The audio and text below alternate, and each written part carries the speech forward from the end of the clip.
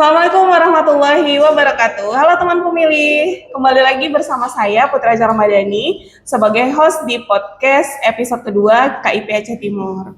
Hari ini kita kedatangan narasumber dari Geci Desa Cetgelumpang, Bapak Muhammad Amin. Apa kabar Bapak? Alhamdulillah sehat Mbak Ajeng.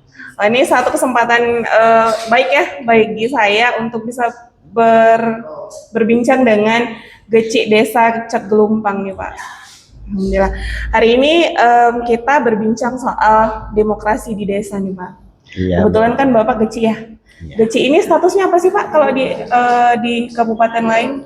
Kok di kabupaten lain itu ada yang disebut dengan kepala desa, ada juga kok di Aceh itu ada yang dinamakan dengan reje, ada juga datuk penghulu gitu untuk Aceh Tamiang ya. Berarti tergantung dari daerahnya Mbak, ya betul sekali. Tergantung daerahnya ya Pak. Ini pelantikannya kemarin kapan ya Pak sebagai Geci? Kita dilantik pada tanggal 22 bulan 3 2022 Mbak Ajeng. 2022. Ya benar sekali.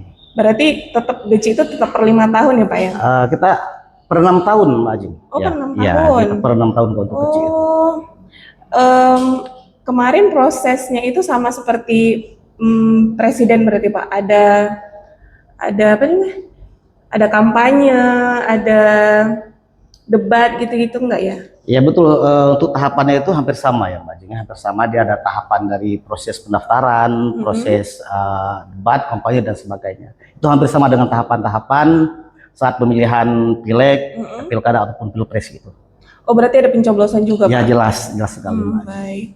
Nah menurut Bapak nih, kita kan demokrasi itu memang harus dimulai dari lingkungan terkecil ya Pak? Iya benar sekali. Nah jadi baik dari itu sekolah ataupun dari rumah dulu ya Pak, dari rumah, sekolah, terus naik ke desa, baru nanti naik ke kabupaten, kota gitu ya Pak. Nah menurut Bapak nih apa makna mengawal demokrasi dari desa Pak? Ya untuk mengawal demokrasi dari desa itu sebenarnya ya kita memberikan pemahaman-pemahaman terhadap masyarakat kita tentang fungsi untuk berdemokrasi. Ya setidaknya demokrasi yang berjalan itu harus sesuai dengan harapan dan keinginan bersama, harus adem ayem, ya kan, tanpa adanya kendala-kendala sesuatu apapun di lapangan. Singkatnya kita ngasih kebebasan memilih ya Pak. Iya betul sekali Mbak. Tidak ada pemaksaan seperti itu Pak. Kata itu kan bagian daripada proses demokrasi. Jadi kebebasan untuk memilih itu adalah salah satu hak yang untuk dimiliki oleh setiap warga negara. Kemarin kandidatnya berapa pasangan Pak? Oh untuk saya kemarin itu berarti ada 3 pasangan ya Mbak ya. 3 pasangan. Ya, 3 pasangan. Nah, saya ingin tahu Pak, kemarin waktu kampanye apa sih program utamanya Pak? Ya Alhamdulillah setidaknya kita punya program itu terutama sekali soal tentang pemberdayaan Mbak. Ya, kita punya program pemberdayaan. Karena kalau di tingkat desa itu kan pemberdayaan ekonomi itu menjadi sentral terhadap perekonomian masyarakat itu sendiri. Jadi ketika program pemberdayaan itu tidak kita lakukan di tingkat desa, itu maka ekonomi masyarakat itu agak apa namanya ya? agak timpang gitu. Nah, jadi masyarakat pun itu pasti akan mengeluh dengan kondisinya. Tapi ketika terjadi pemberdayaan secara ekonomi itu secara merata untuk masyarakat itu, maka di situ akan lahirnya kesetaraan antara si A, si B dan si C gitu Mbak. Untuk pendapatan di masyarakat di desa Cetgelumpang ini mayoritasnya apa ya Pak?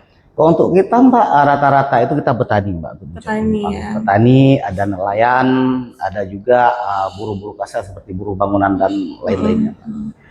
Nah, menurut Bapak nih bagaimana kondisi kesadaran politik masyarakat desa di Aceh Timur saat ini Pak? Kok untuk kita sendiri alhamdulillah untuk kesadaran berpolitik itu sangat luar biasa Mbak. Itu kita lihat mengacu pada pengalaman kita Pileg 2024 kemarin itu, untuk persentase kehadiran pemilih itu hampir mencapai 90% Mbak. Wah, ya, yang besar biasa. Ya Pak ya? Ya lumayan besar. Jadi baik itu pemilih maupun penyelenggara juga rame ya Pak, berarti berpartisipasi di pilkada atau pemilu kemarin ya Pak? Oh Alhamdulillah Mbak. Jadi kok untuk kita khususnya di Cetgelumpang itu tingkat persentase minat memilih itu sangat-sangat luar biasa. itu mengingat menimbang karena pentingnya memilih calon legislatif ataupun eksekutifnya itu adalah bagian daripada proses untuk melakukan pembangunan di tingkat desa. Karena dengan ada keterwakilan legislatif maupun eksekutif di tingkat kabupaten ataupun provinsi, itu sangat mempengaruhi kepada pembangunan desa secara menyeluruh gitu, Mbak. Kalau dari pemilu-pemilu sebelumnya Pak, dibanding yang sebelum yang kemarin ini, ada nggak Pak peningkatannya? Oh, luar biasa. Saya melihat untuk pemilu 2024, khususnya untuk pemilu legislatif maupun untuk pemilu eksekutifnya, itu saya sangat mengapresiasi kinerja daripada KIP Aceh Timur. Baik itu di dalam memberikan pelayanan secara terbuka terhadap masyarakat untuk mengakses ke dalam info-info kepemiluan itu sangat luar biasa.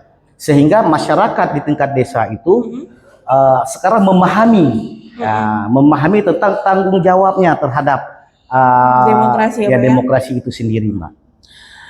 Menurut Bapak nih, apa sih Pak peran tokoh agama atau peran tokoh adat dalam mendukung proses demokrasi yang damai dan berintegritas di desa? Kalau untuk saya pribadi, Pak, peran tokoh-tokoh ini ya setidaknya mereka memberikan pemahaman, memberikan kesadaran kepada masyarakat terhadap tanggung jawabnya di dalam proses berdemokrasi. Itu menjadi salah satu kunci. Nah, ini kan Bapak sebagai termasuk tokoh masyarakat ya Pak ya? Iya.